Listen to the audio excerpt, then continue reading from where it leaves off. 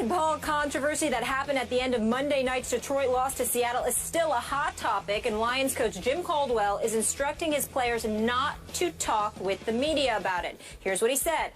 I'm not going to tell them not to talk about it. We can't be hanging on something that happened a night ago that we can do nothing about. There's nothing we can do about it.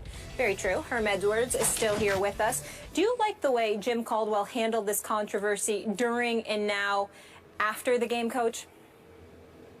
Well, during the game, I wish that obviously he would have called the referee over there and said, hey, look, hey, that's not the correct call. I mean, that's not, can we look at this? Because this needs to be looked at. I'm trying, in other words, I'm trying to help you guys out. Because you have not made the correct call.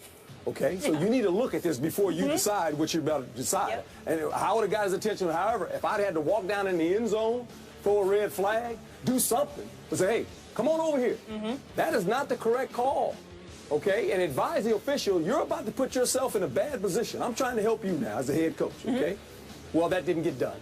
And I think after the game, Jim handled the way you have to handle it. Because you're the head coach, I think going forward, your football team, you can't lay the loss on this. Because right now, when you look at their numbers as a football team, they're not very good. No. Okay, they could have won this. We can say, well, they'd have got the ball back. Maybe they'd have won the game. I get all that. But when you look at the numbers, Calvin Johnson has 1 touchdown. Golden Tate has 0. They're scoring 16 points a game. Their defense is not the defense they had last year. And I understand. Sue's gone, and Farley's gone, and the linebacker is he's hurt. So I get all that. So I think if you're Jim going forward, the players can keep hanging on to this, but you can't let them hang on to it. You got to say this as a head coach. And Jim's probably already told the players, hey, guys, this is on me. We got to get this thing fixed. We got a 12-game season. We got to make a run at this. We still got a pretty good football team intact, but we got to find a way to win some games, and it starts with me and my coaching staff, and we're going to get it fixed. And you got to move on, because this is a hard loss for them. There's no doubt about that. But the way it happened, it's a shame because we're going to talk about it.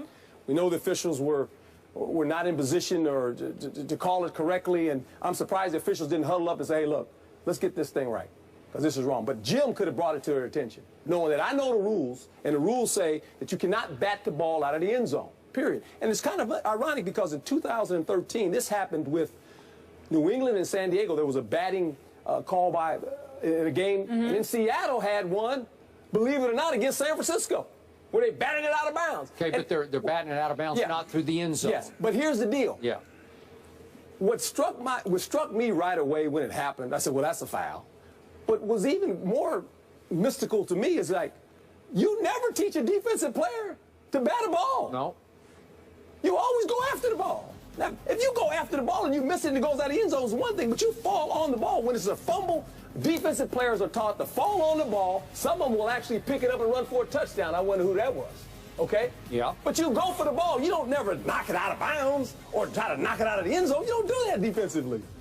That's just my mindset. I mean, I've always coached my teams that way.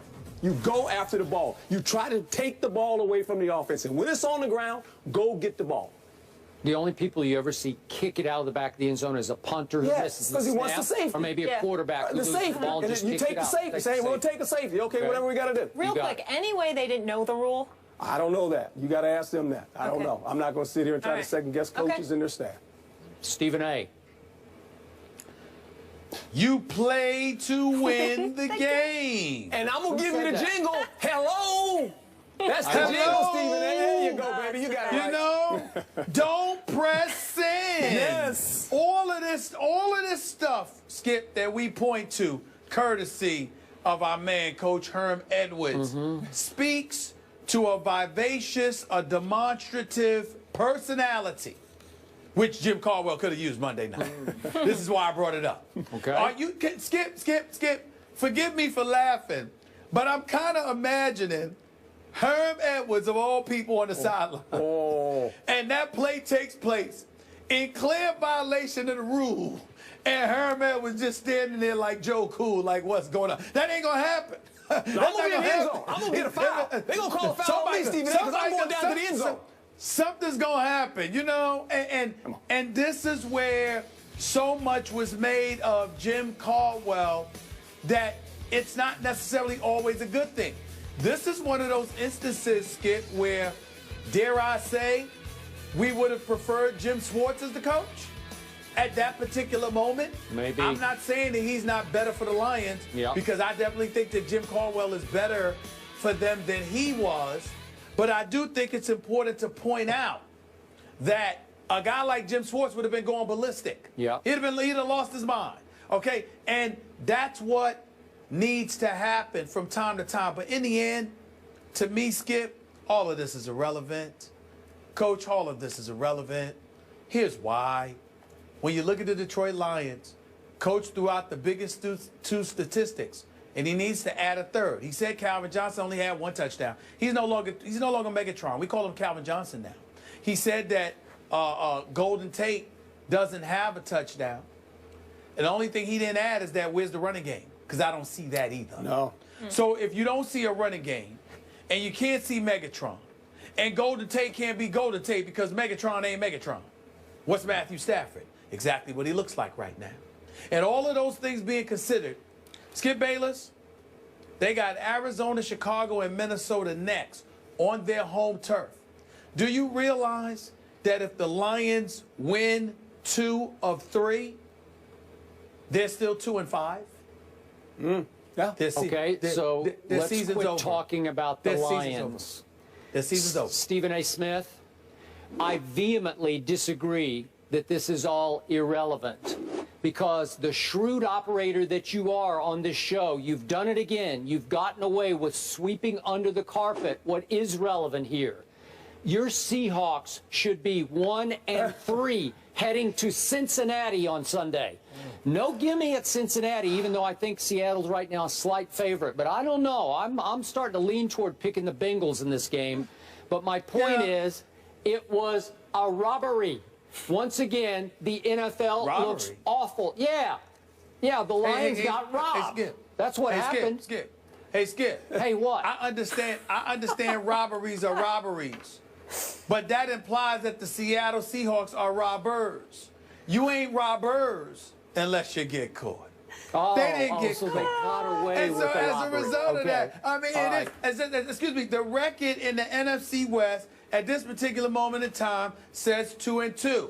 Undefeated since the return of Cam Chancellor. Yeah, that's what it says. That's what I see. Needs a big asterisk beside it. No. I don't know. I mean, we saw a bad play, a missed call. We get all of that. But I saw a defense that basically shut Detroit down until that last drop. I saw Cam Chancellor go in there sweeping and under the carpet, 91 yards for a touchdown until that last drive. That was some drive. Stuff like that happens. Oh, Hey, your man Brandon Whedon. Hold on. Your man Brandon Whedon took the Dallas Cowboys about 90 yards on Sunday night. How'd the game end? How'd the game end, Skip Bayless? I'm just saying. I'm just saying, what happened? What happened? So let's get back to the Seahawks that you picked to go to the Super Bowl and win the Super Bowl, who stole that game. And by the way, their head coach, before I get to Jim Caldwell, Pete Carroll had no idea what that rule was or is, because he continued to talk about it yesterday as if the back judge is saying, the back judge, it was a 50-50 call. It wasn't a 50-50 call. It was a 100% call. You have to throw the flag. Hey, what? Hey, Skip Bayless. Do I get to talk on the show ever? That's subject to interpretation. That's subject to interpretation. Oh. That's all I'm saying. Yeah. That's your interpretation. I don't know that to be true. Maybe it was 50-50. I don't know. Maybe. Okay. Now you're in their camp. Okay. Now let's go back to what I thought should have been the headline of the day from the comments from Coach Caldwell.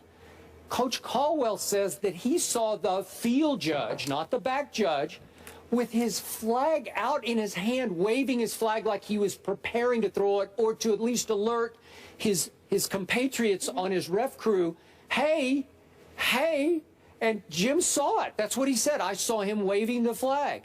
Jim also suggested that the back judge might not have even known the rule. And is that possible? It's possible. I brought it up yesterday. I also brought up the fact that given the incredible volume of that 12th man crowd of theirs, it could be a little intimidating for a ref, and he might think about it and then hesitate just for a split second, like, do I really want to throw this flag to decide this game on this field in front of these folks? It's just psychological. They're all human. You know this. You've dealt with them for your whole life.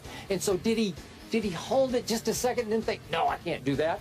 But to your point, that if the field judge is waving his flag, and Jim thought that they did have a quick conference. Remember, the world fixated on, did Calvin Johnson break the plane? Right. That's where all the focus of that play went, right? Right. So everybody forgot about KJ Wright did a little patty cake and just clearly, blatantly knocked the ball out of bounds. You can't say it's 50-50. It's 100%. If you want to say batted, poked, whatever you want to say he did to the ball, he removed it from the playing field. Right. When it's incumbent upon him to have to control the ball in the end zone for a touchback.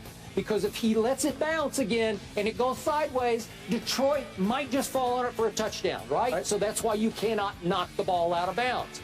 Okay, so now I'm back to Jim Caldwell.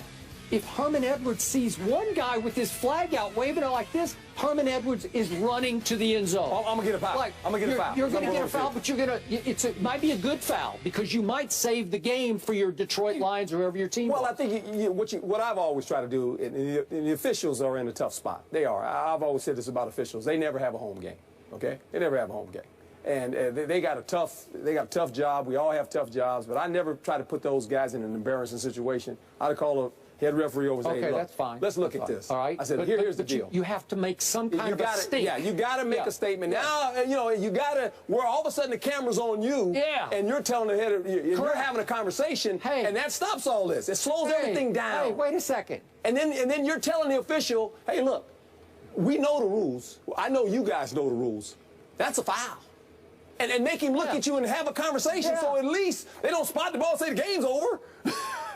It was Tony Correnti, who was the head referee. He could say to you, Coach, my back judge decided it wasn't a foul, and you just have to say that was his judgment, and you'd have to let it go. Then you live with it. But I don't know that he would say that to you. At least you have to alert them that, look, this is what I'm seeing right now, and this is what they see up there. My coaches are telling me exactly what happened.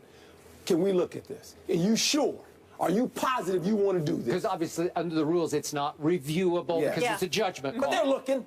They're looking at it. Yeah. Come on. I mean, Dean Blandino, moments after the game, is saying, we blew it. This is the 12th man again showing up. That's the same end zone of the failed Mary play, right? Same end zone. Yeah. Bad out So of Stephen A. Smith gets away with another one, and he's got another bogus team going forward at 2-2. Say what you want. At the end of the day, your arguments are valid to some degree, but there's plausible deniability. And as long as there's plausible deniability, we have to lean on the fact that the Seattle Seahawks are coming. By the way, Coach, not to be political, but I need to tell you this. Yes, sir. My name is Stephen A. Smith, and I approve this message.